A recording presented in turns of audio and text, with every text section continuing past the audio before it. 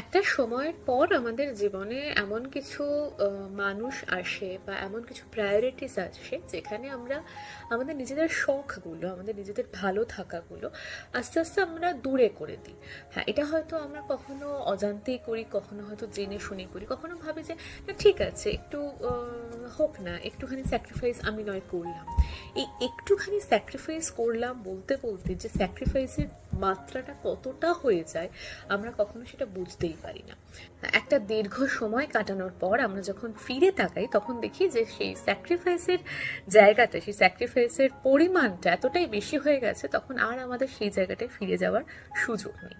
তাই জীবনে শুধুমাত্র আমি ত্যাগ করে গেলাম বা আমি সব কিছু স্যাক্রিফাইস করে গেলাম এটা যেন না হয়, ব্যালেন্স করা হোক, সমস্ত প্রায়োরিটিকেই ইকুয়ালি ইম্পর্টেন্স দেওয়ার চেষ্টাটা করা হোক। না হলে কোথাও গিয়ে আমাদের নিজেদের শখ আহ্লাদগুলো পিছনেই